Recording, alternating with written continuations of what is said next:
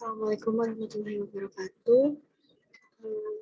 Pada kesempatan kali ini, saya Amelia Anggraini dengan NPM 18109029 ingin mencoba mempresentasikan terkait dengan studi kasus untuk pasar modal pada pertemuan keempat ini, yaitu dengan judul Praktek Reksadana Syariah terhadap Fatwa DSN MUI nomor 20/DSN MUI 4/2001 pada studi kasus di PT Paytrend Asset Management Jakarta yang ditulis oleh Wadiatul Amalia dan dipublikasikan di UIN SMH Banten Institutional Repository pada tahun 2021.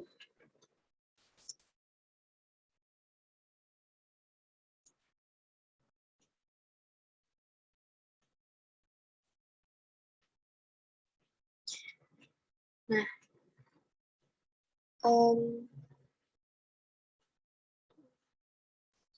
untuk problemnya di sini, yang pertama, bagaimana sih praktek reksadana yang dilakukan oleh PT Paytrend Asset Management Jakarta jika dihubungkan dengan fatwa MUI yang sudah tertera di judul di slide sebelumnya. Kemudian bagaimana sih akad yang digunakan dalam reksadana yang dilakukan oleh PT Paytrend ini, apakah sudah diatur oleh fatwa ataukah seperti apa? Kemudian yang ketiga, bagaimana sih keuntungan dalam reksadana syariah ini?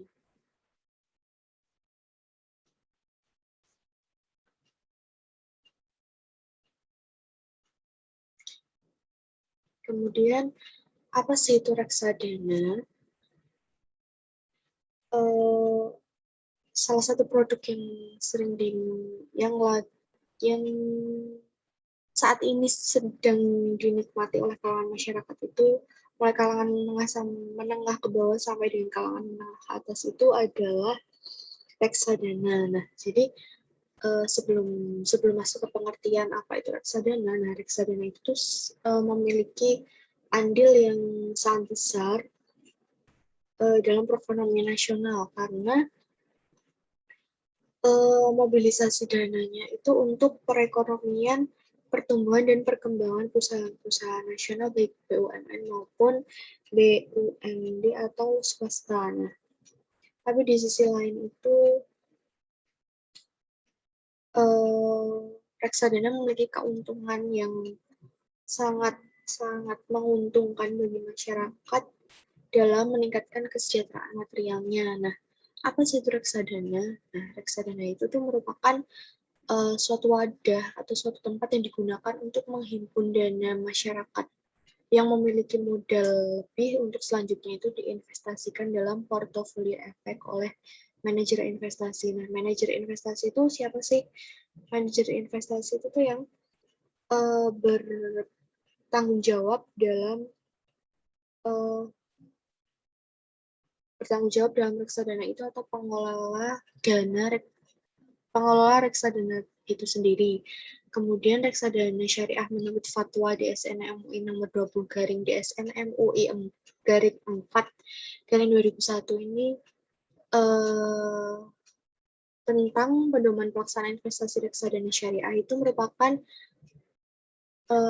reksadana atau dana yang beroperasi menurut ketentuan dan prinsip syariah Islam. Jadi reksadana itu tuh sudah diatur oleh fatwa DSN MUI nomor 20 tersebut. Jadi baik dalam bentuk akad antara pemodal sebagai pemilik harta dengan manajer investasi sebagai sahib mal itu tuh sudah ada ketentuan dan prinsip syariah yang sudah diatur oleh fatwa DSN MUI nomor 20 tersebut. Kemudian yang selanjutnya yaitu apa sih PT Paytrend Asset Management atau PA yang disingkat dengan PAM ini. Jadi secara resmi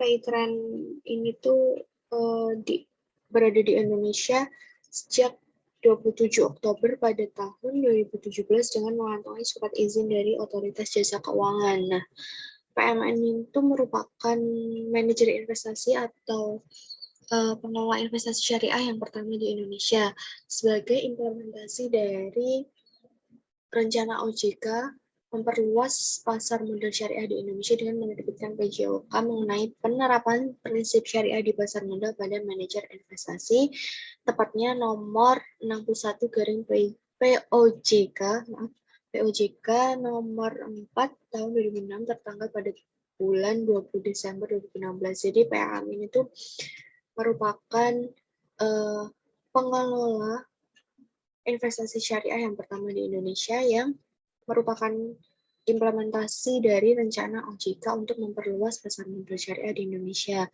Kemudian PAM ini tuh hanya mempunyai satu produk reksadana syariah, yaitu PAM Syariah Liquid dan Nasabah.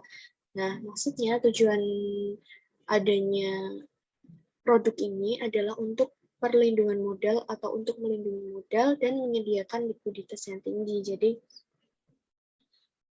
sehingga jika suatu saat itu dibutuhkan, dana tersebut itu dapat dicairkan setiap hari kerja dengan risiko penurunan nilai yang minimal. Jadi ada resiko, tetapi resikonya itu tuh minimal gitu loh, paling rendah seperti itu.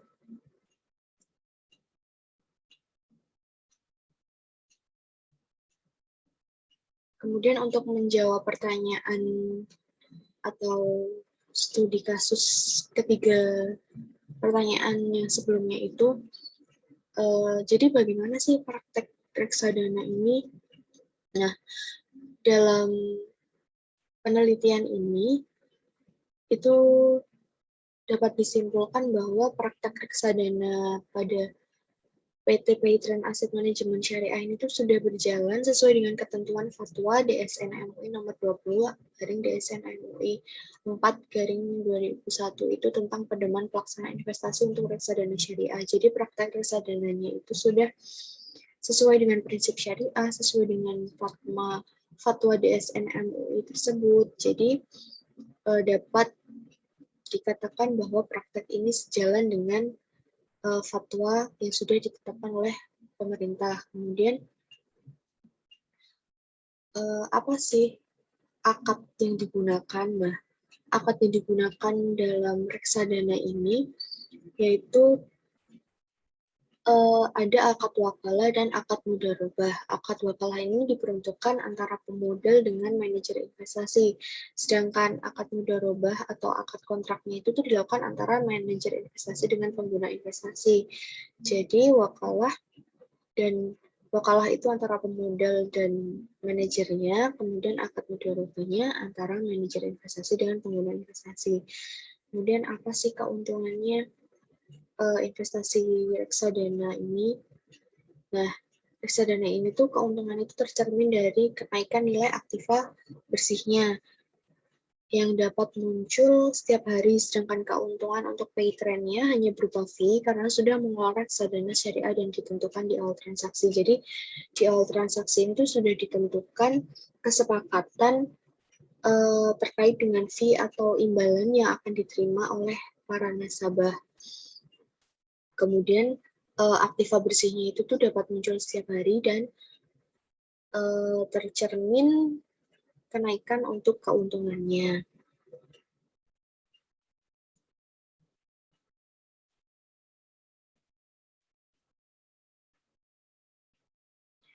Mungkin sekian studi kasus yang dapat saya sampaikan dan sangat singkat ini.